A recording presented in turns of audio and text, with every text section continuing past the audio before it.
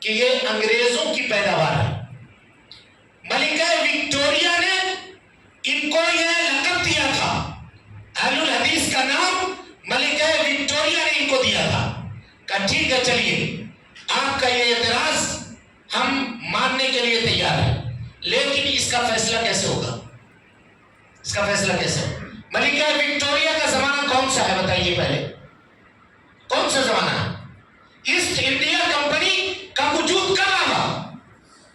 اب ہمیں یہ دیکھنا پڑے گا کہ کیا ایسٹ انڈیا کمپنی کے وجود سے قبل اہل الحدیث کا نام دنیا میں پایا جاتا تھا یا نہیں پایا جاتا تھا؟ اسی سے نہ فیصلہ ہوگا. یہ کیسا ہوگا فیصلہ؟ یہ فیصلہ ہوگا. تو آپ دیکھیے حافظ ابن کثیر رحمت اللہ علیہ جن کی کتاب تفسیر ابن کثیر ہے، پورے مسلک کے لوگ اس کتاب کو اوتھینٹک کی حیثیت اوتھینٹک مانتے ہیں اور مانتے ہیں کہ تفسیر میں یہ امہات الکتب ہے، تمام تفاسیر کی جامع کتاب حافظ ابن کثیر رحمت اللہ علیہ کی کتاب تفسیر ابن کثیر ہے. حافظ ابن کثیر رحمت اللہ علیہ سورہ بنی اسرائیل میں وَيَوْمَ نَدْعُو كُلَّ أُنَاسٍ بِإِمَامِهِمْ اس آیت کی تفسیر میں لکھتے ہیں هَذَا شَرَفٌ لِأَصْحَابِ الْحَدِيثِ اہل الحدیث کے لیے یہ شرف کی بات ہے، مقام اور منزلت کی بات ہے کہ قیامت کے دن لوگ اپنے اماموں کے نام سے پکارے جائیں گے اور اہل الحدیث جناب محمد رسول اللہ کے نام سے پکارے جائیں گے. لِأَنَّ إِمَامَهُمْ محمد رسول اللہ صلی اللہ علیہ وسلم، اس لیے کہ ان کے امام جناب محمد رسول اللہ صلی اللہ علیہ وسلم ہے. تو ذرا یہ بتائیے کہ حافظ ابن کثیر کو ملکہ وکٹوریہ نے کتنا انعام دیا تھا، کتنا تحفہ دیا تھا؟ پوچھئے ذرا ان سے جو لوگ یہ اعتراض کرتے ہیں. اس وقت ان کا وجود نہیں تھا جب حافظ ابن کثیر رحمت اللہ علیہ نے یہ کتاب لکھی تھی. چلیے اب میں ایک ایسی شخصیت کا نام لے رہا ہوں جو ہمارے نزدیک اور ان کے نزدیک قابل احترام ہے، بلکہ وہ احترام میں غلو سے کام لیتے ہیں. ان کا نام ہے شیخ عبد القادر جیلانی رحمت اللہ علیہ. شیخ عبد القادر جیلانی رحمت اللہ علیہ. شیخ عبد القادر جیلانی کی کتاب ہے غنیۃ الطالبین. کون سی کتاب؟ غنیۃ الطالبین. یہ ان کی اپنی لکھی ہوئی کتاب ہے. جلد نمبر 1 صفحہ نمبر 166 166 صفحہ نمبر پہ لکھتے ہیں، فرماتے ہیں وَعْلَمْ أَنَّ لِأَهْلِ الْبِدْعَةِ عَلَامَاتٍ، یہ جان لو کہ اہل بدعت کے کچھ نشانیاں ہیں. يُعْرَفُونَ بِهَا، اس سے وہ پہچانے جاتے ہیں. فَعَلَامَةُ أَهْلِ الْبِدْعَةِ، اہل بدعت کی علامت یہ ہے الْوَقِيَّةُ أَهْلِ الْأَثَرِ، اہل اثر کو یہ برا بھلا کہتے ہیں اور اثر سے مراد حدیث صحابہ کے اقوال. اسی لیے اہل الحدیث کو اہل الاثر بھی کہا جاتا ہے اور حدیث کو اثر بھی کہا جاتا ہے. اسی لیے حافظ ابن قیم رحمت اللہ علیہ نے نظم کیا ہے کہ والمکثرین من روایت الاثر ابو ہریرہ ویلیہ ابن عمر، حدیثوں کے روایت کرنے والے سب سے زیادہ کون ہیں؟ تو سب سے پہلے کا ابو ہریرہ اور اس کے دوسرے نمبر پہ عبداللہ ابن عمر ہے. تو کہا کہ اہل بدعت کی یہ کون کہہ رہے ہیں؟ کون کہہ رہے ہیں بھائی؟ عبد القادر جیلانی رحمت اللہ علیہ. یاد رکھیے گا کتاب کون سی؟ غنیۃ الطالبین جلد نمبر 1 صفحہ نمبر 166. کہتے ہیں کہ اہل بدعت کی پہچان یہ ہے کہ وہ اہل حدیثوں کو برا بھلا کہتے ہیں. وَكُلُّ ذَلِكَ عَصَبَةٌ وَغِيَاثٌ، یہ ان کی عصبیت ہے اور یہ ان کے دلوں کی تنگی ہے جو اہل سنت کے خلاف ظاہر ہوتی ہے. وَلَا إِثْمَ لَهُمْ، اس جملے کو غور سے سنیے، اہل حق کا کوئی نام نہیں ہے. وَلَا إِثْمَ لَهُمْ إِلَّا إِثْمٌ وَاحِدٌ، سوائے ایک نام کے، وَهُوَ أَصْحَابُ الْحَدِيثِ، اور وہ نام کیا ہے؟ اصحاب حدیث ہے. چاہے اصحاب حدیث کہیں چاہے اہل حدیث کہیں دونوں برابر ہوگا. اصحاب الجنہ کہیں یا اہل الجنہ کہیں دونوں میں کوئی فرق ہوگا؟ بولیے فرق ہوگا؟ بولے بھائی نہیں ہوگا. اب آپ سنیے، کوئی آدمی یہ کہہ سکتا ہے کہ میاں یہ اصحاب الحدیث اس زمانے میں کسی مسلک کا نام نہیں تھا، وہ ان لوگوں کا نام تھا جو حدیثوں کی خدمت کیا کرتے تھے، حدیثیں لکھتے تھے، یہ ان کا نام تھا. اصحاب الحدیث کوئی مسلک تھوڑی تھا، مسلک تو چار ہی ہے، وہ یہ کہتے ہیں دعویٰ. تو اب آپ یہ کہنا پڑے گا ہمیں کہ کیا اس بات کو اب ہم زیادہ سمجھے یا وہ زیادہ سمجھتے تھے؟ بولیے کون زیادہ سمجھے گا؟ جنہوں نے اس کو نقل کیا ہے ان کو زیادہ معلوم ہے یا ہمیں معلوم ہے؟ جنہوں نے نقل کیا ہے. اب اس کی دلیل لیجئے. سنن ترمذی کتب ستہ ہے نا، جس کو کہتے ہیں لوگ صحاح ستہ، غلط ہے یہ صحاح ستہ کہنا. کیا کہنا؟ کتب ستہ. کتب ستہ میں 6 کتاب ہے. کون کون؟ بولیے. بخاری، مسلم، ابو داؤد، ترمذی، نسائی اور ابن ماجہ کا یہ جو کتاب ہے کتب ستہ، اس میں سے ایک کتاب ہے ترمذی. ترمذی رحمہ اللہ یہ کتاب کب لکھی گئی؟ آج سے سمجھئے 1100 سال پہلے. کب؟ 1100 سال پہلے. امام ترمذی رحمۃ اللہ علیہ حدیث نمبر 2029 کتاب کھول کر کے دیکھ سکتے ہیں آپ. 2029 کے تحت فرماتے ہیں سمعت محمد ابن اسماعیل، یعنی یہ اس وقت کی بات بھی نہیں ہے، اس سے پہلے کی بات ہے جو امام ترمذی رحمۃ اللہ علیہ نقل کر رہے ہیں. کہتے ہیں سمعت محمد ابن اسماعیل. محمد ابن اسماعیل کون ہے؟ امام بخاری. محمد ابن اسماعیل امام بخاری. امام بخاری کے شاگرد کون ہیں؟ امام ترمذی.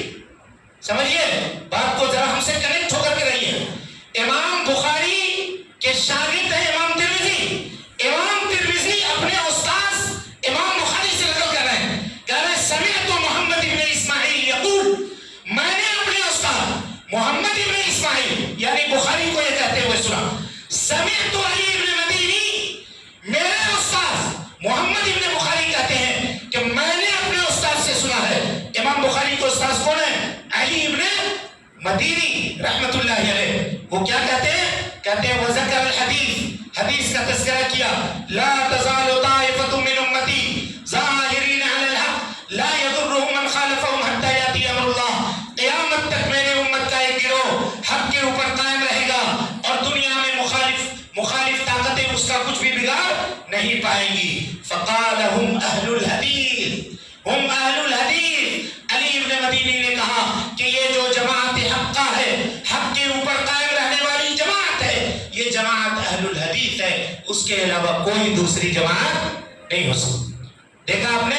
اب جو یہ دعویٰ کیا جاتا ہے کہ یہ انگریزوں کی پیداوار ہیں یا ملکہ وکٹوریہ نے ان کو یہ لقب دیا تھا، یہ دعوے کی سچائی آپ کو سمجھ میں آ گئی؟ اسی لیے ہم کہتے ہیں نہ میری مانو نہ کسی اور کی مانو، بھائی پڑھو تو صحیح، مطالعہ تو کرو، تاریخ کے کتابوں کو کھنگال کر کے تو دیکھو. تب رہا کہ پھر کیا جواب دیجیے گا اس کا کیا جواب دیجیے گا کہ یہ کہتے ہیں کہ ان کا وجود تو 1906 میں ہوا. 1906 سے پہلے کوئی دکھائے نام؟ تو اس میں بھی معاملے کو سمجھیے. کوئی بھی بات ہو تو اس میں انصاف ہونا ضروری ہے. انصاف ہونا ضروری ہے. نام یہ پہلے سے موجود ہے، جیسا کہ میں نے ابھی آپ کے سامنے ثابت کیا. یہ دلائل خود عبد القادر جیلانی رحمۃ اللہ علیہ، امام ترمذی رحمۃ اللہ علیہ، حافظ ابن کثیر رحمۃ اللہ علیہ، اور اس کے علاوہ بھی البدایہ والنہایہ میں، امام ذہبی کی کتابوں میں اور دوسرے محدثین کی کتابوں میں یہ چیزیں موجود ہیں. یہ چیزیں کیا ہیں؟ موجود ہیں. لیکن یہاں کا معاملہ کیا ہوا ہندوستان میں؟ دیکھیے بھائی، 1857 کی جب غدر کی لڑائی ہوئی تو اس کے بعد اس ہندوستان کی دھرتی پر مسلمانوں کے نام پر بہت ظلم و ستم کا پہاڑ توڑا گیا. اور اس وقت جو برٹش حکومت تھی یہاں، اس کو ہندوستانی نام سے اتنا چڑ نہیں تھا جتنا چڑ اس کو وہابی سے تھا. کس نام سے تھا؟ وہابی نام سے تھا. اور وہ ایک کشت و خون کی الگ تاریخ ہے جس کو ہم خود نہیں بیان کریں گے، جو نہرو نے بیان کیا ہے. اس نے کہا ہے کہ پورے ہندوستان کے جو سوتنترتا سینانی ہیں، جنہوں نے آزادی کے جنگ میں اپنی قربانیاں دی ہیں، ان تمام کی قربانیاں، چاہے ہندو ہو یا مسلمان ہو، سب کی قربانیاں ایک پلے پہ رکھ دو اور पटना की कुर्बानियों को एक पल्ले के ऊपर रख दो तो वो उलमाए सादिक के कुर्बानियों का पल्ला भारी हो जाए। ये उलमाए सादिक कौन है? ये कौन है?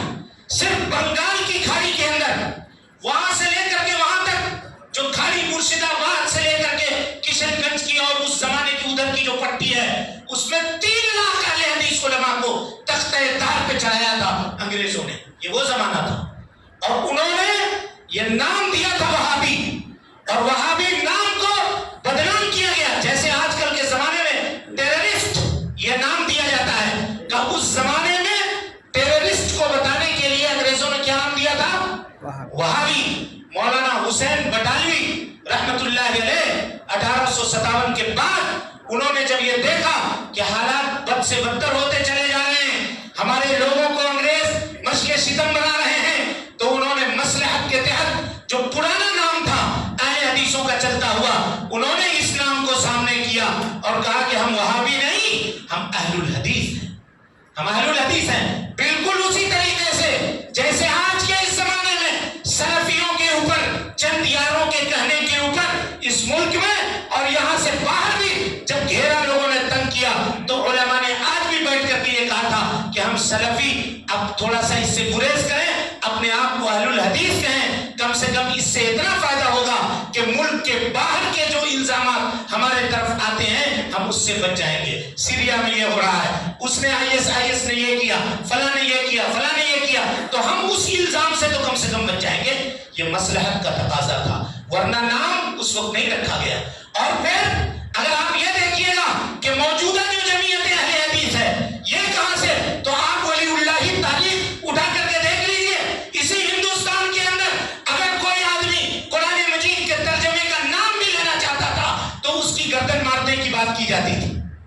शाह वलीउल्लाह ने, मुहद्दिस देहलवी ने ये बेड़ा उठाया और फिर आगे चल करके जब इसको हिंदुस्तान में एक तंजीमी शक्ल देने की जरूरत पड़ी और हुकूमत के सामने रजिस्ट्रेशन करवाने की बात आई, तो अहले हदीस कॉन्फ्रेंस के नाम से 1906 के अंदर इस तंजीम की बुनियाद रखी गई। लेकिन आप उठा करके देख लें, तंजीम का होना अलग है और इंसान का वजूद अलग है। हम आज यहाँ रहते हैं आपके साथ, आज अगर हम कोई यहाँ एक तंजीम पैदा करें या बनाएं, कोई भी तंजीम, चाहे रिफाही हो, चाहे सियासी हो, चाहे समाजी हो, तो आप क्या कहिएगा कि मेरा वजूद आज से है, कि मैं जब से हूं तब से मुझे देखिए। तंजीम अलग है, जमात अलग है, जमीयत अलग है, इन दोनों में फर्क कीजिएगा। ऑर्गेनाइजेशन के नाम पे जमीयत को रजिस्टर करवाया गया, हिंदुस्तान में मुतारफ करवाया गया 1906 में, लेकिन उससे पहले यह मसलक, मनहज मौजूद था और क़यामत तक रहेगा, बाकी रहेगा। और इसका कोई कुछ भी बिगाड़, मुखालिफ इसका कुछ भी मुखालिफ, इसका कुछ भी मुखालफत करने वाले इसका कोई भी नुकसान नहीं पहुंचा सकते। ये एक पहला एतराज हुआ। अब 5 मिनट बचा है और इसमें तकरीबन 7 एतराजात हैं, उसका जवाब देना मुमकिन नहीं है, जितना होगा उतना हम देते हैं।